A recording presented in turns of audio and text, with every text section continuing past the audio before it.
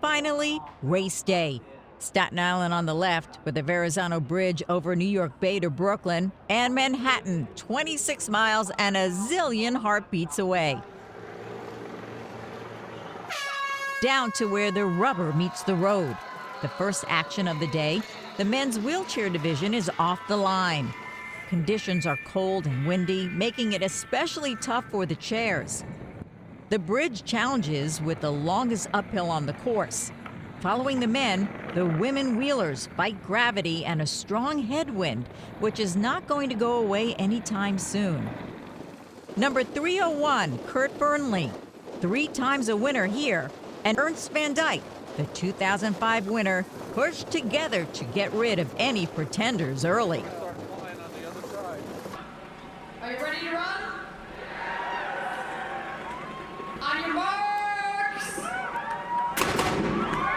Now, the elite men and the first of the mass waves, with more than 50,000 expected to answer the cannon. The Verrazano welcomes the field on both the upper and lower levels. There are a total of 4 waves, allowing for a somewhat orderly welcome to New York.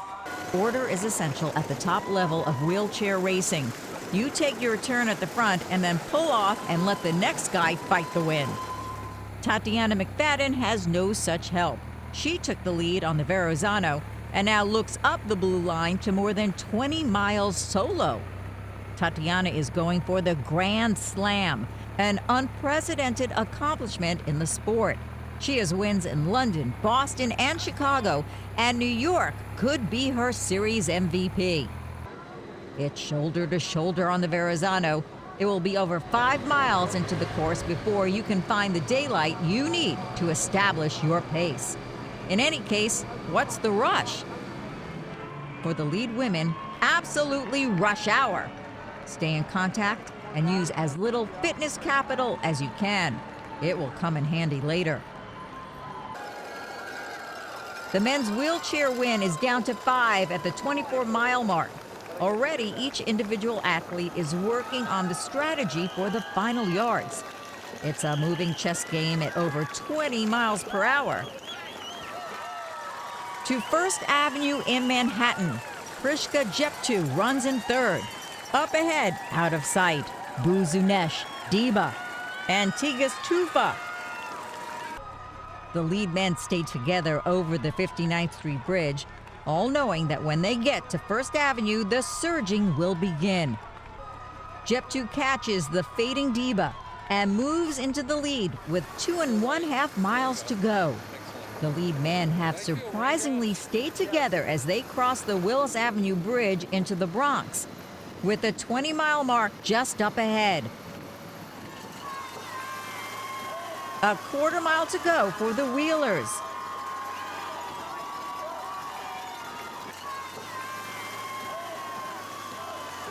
Van Dyke, Hoog, Burnley, Hokanoe, and Sojima.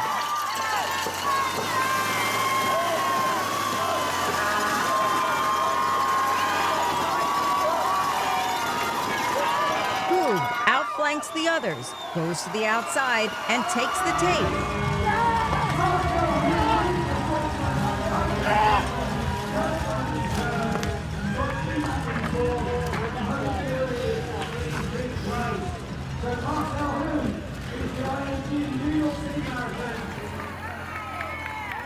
Tatiana McFadden has done it.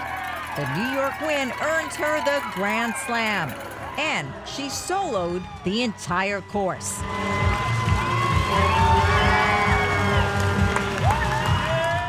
Fourth Avenue in Brooklyn is a long straightaway, and more than 10 miles of the 26.2 are run in Brooklyn.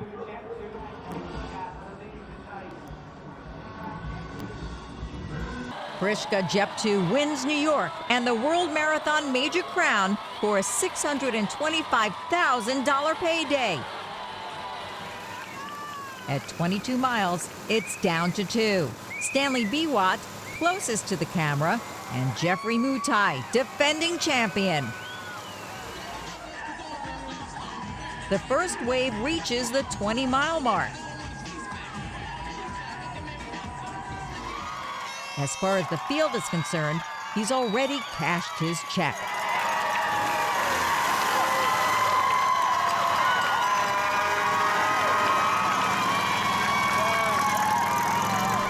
There were nearly 100,000 applicants to get a starting number, and the total number who have crossed the finish line in the first 42 years is nearing 1 million.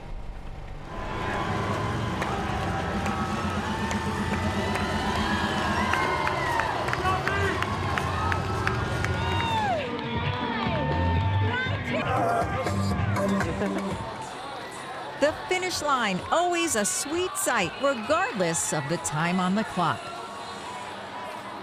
The 43rd New York City Marathon, the biggest and best in the world.